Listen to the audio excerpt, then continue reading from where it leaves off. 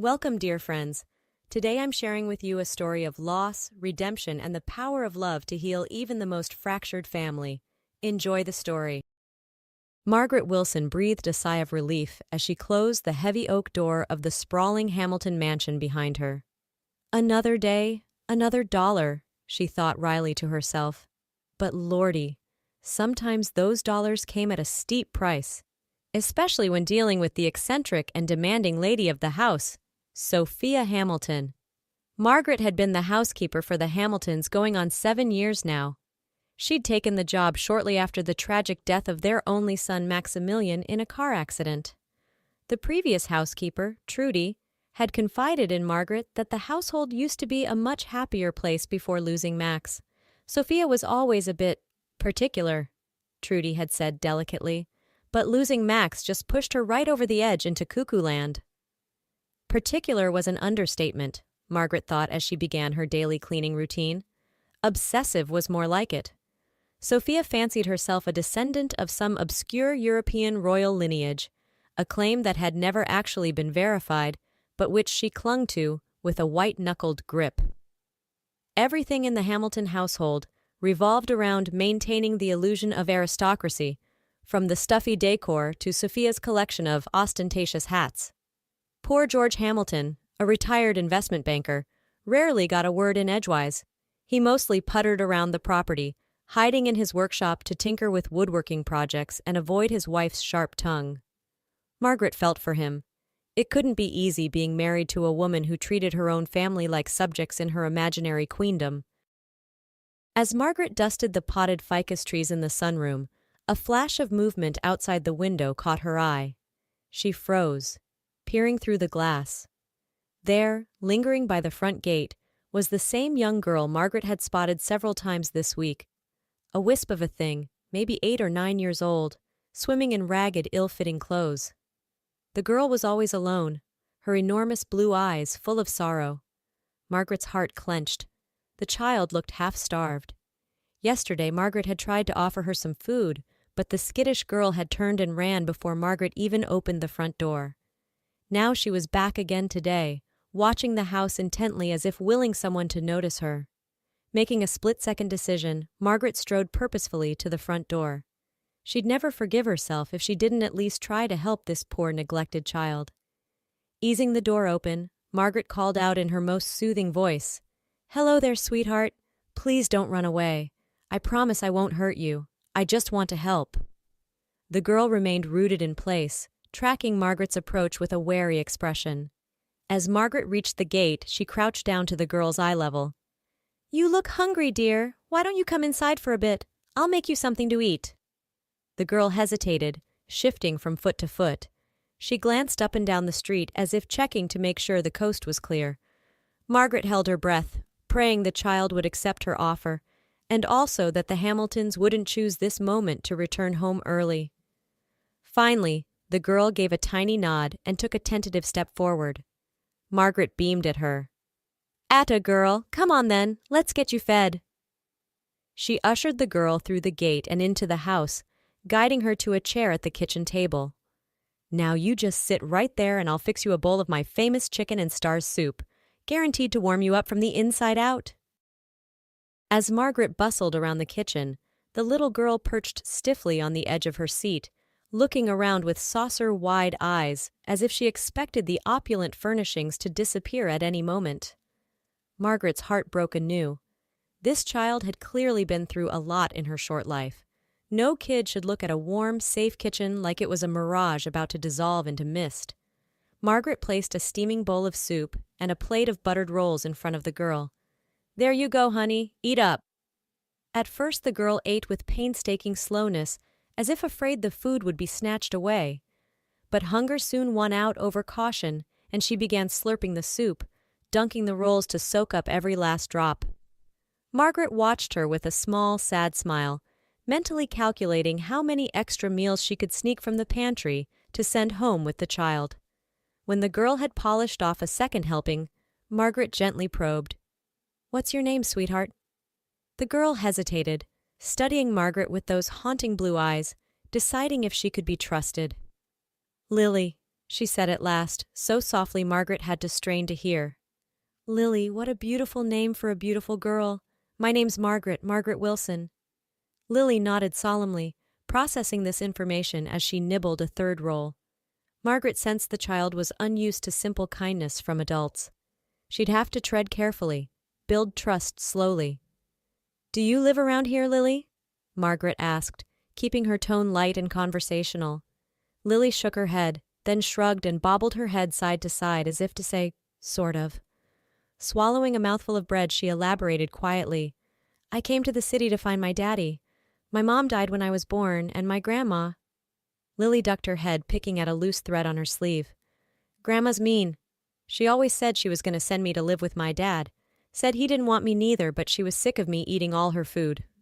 Lily dug in her pocket and pulled out a tattered, much-folded scrap of paper.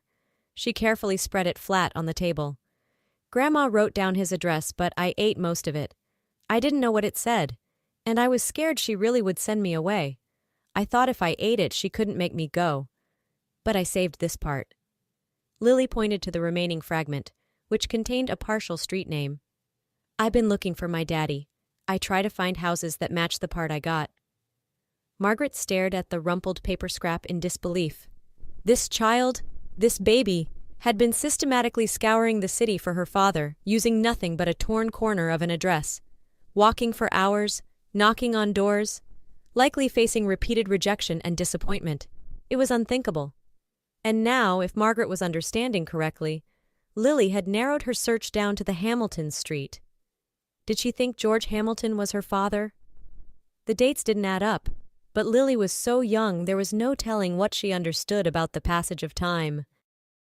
Just as Margaret opened her mouth to probe further, the front door slammed open with the unmistakable click-clack of Sophia Hamilton's designer heels on the marble tiles. Lily startled like a spooked rabbit, eyes wide with fear. Margaret! Sophia's imperious voice rang out. What is the meaning of this? Explain yourself at once! Sophia strode into the kitchen, George trailing behind her with a grim expression. She pulled up short at the sight of Lily hunched at the table. Who is this urchin? You know I don't allow unsavory characters in my home. Margaret stood slowly, placing herself protectively between Lily and her employer. She explained the situation as calmly as possible, though her voice shook with barely contained outrage on Lily's behalf. This is Lily, Mrs. Hamilton. She's been searching for her father. I was just giving her a meal. The poor thing is half-starved. I'll pay for the food out of my wages. Sophia's lips thinned to a razor-sharp line. Absolutely not. I won't have vagrants coming around filling their bellies on my dime. This is grounds for termination, Margaret. Consider your employment here finished, effective immediately. As the confrontation escalated, no one noticed Lily reaching into her pocket. Her trembling fingers closed around a dog-eared photograph. It was her only relic of her mother, a candid snapshot from when she was young and carefree, before the hardships of life had etched themselves into the lines of her face. Lily took the photo everywhere, a talisman and a way to feel close to the parent she'd never know. As Sophia's tirade reached a fever pitch, Lily's hand shook and the precious photo fluttered to the floor, unseen. George, silent until now, stooped to pick it up. He frowned at the image, a tickle of recognition tugging at his memory. The young woman's face, those eyes. It couldn't be. Could it? The photo was of their late son's estranged partner, Radha, a Romani woman whom Sophia had rejected because of her prejudices. With rising urgency, George stepped between his wife and Margaret. Sophia, stop! Look at this! He held out the photo, his hand trembling. This girl in the picture, it's Radha, Max's Radha. Sophia snatched the photo, ready to dismiss George's claim. But the moment she saw the image, the color drained from her face. No, she whispered. No, it's not possible. Her gaze whipped to Lily, cowering in her chair. She really looked, at the child for the first time. The eyes, Max's eyes, Radha's eyes. Sophia pressed a hand to her throat as the undeniable truth crashed into her like a freight train. She's our granddaughter. No sooner had the words left Sophia's mouth than her eyes rolled back in her head and she crumpled to the floor in a dead faint. Chaos erupted as George shouted for Margaret to call an ambulance. In the pandemonium, No one noticed Lily slipping out the front door and running as if the hounds of hell were on her heels. By the time the paramedics arrived and the shock wore off, the Hamiltons' precious granddaughter had vanished into the city once again.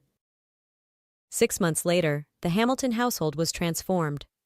Gone were the stuffy trappings of imagined aristocracy. In their place, the decor now reflected the vibrant, colorful personality of the mansion's newest resident, Lily Hamilton. It had taken weeks of scouring the city, a team of private investigators, and a hefty reward to locate Lily after her flight from the house that fateful day. George, racked with guilt over his complicity in Sophia's treatment of their son and his girlfriend, had been relentless in his search. Sophia, devastated by her own actions and terrified she had driven away her only chance at redemption, had thrown herself into the hunt with equal fervor. When they finally found Lily living in a rundown motel with her grandmother, a long and arduous custody battle ensued. Lily's grandmother, a hard and bitter woman, had initially refused to relinquish control, determined to keep the child's welfare benefits for herself. But the Hamiltons had the advantage of wealth and connections. In the end, they prevailed, and Lily came home to Maple Lane for good. Now, Lily was a vision of health and happiness, her once hollow cheeks filled out and her eyes sparkling with life. She doted on her grandparents, and they on her, each determined to make up for lost time and past mistakes. Sophia, in particular, had undergone a remarkable transformation. Her pretensions of royalty were forgotten, replaced by the fierce love and protectiveness of a grandmother who would move heaven and earth for her family. One crisp fall morning, Lily came bounding into the kitchen, her dark curls bouncing with excitement. "Grandma, Grandpa, guess what? I've been invited to sing at the Harvest Festival next week." Sophia gathered Lily into a warm hug, pride shining in her eyes. "Oh, my darling, that's wonderful. You have the voice of an angel. You'll be the star of the show." George beamed, ruffling Lily's hair affectionately. "That's our girl. A regular prodigy, just like your dad." At the mention of her father, Lily's smile turned wistful. "I wish he could be there to hear me sing. Him and Mom both." Sophia hugged Lily tighter, blinking back tears. "They will be, sweetheart.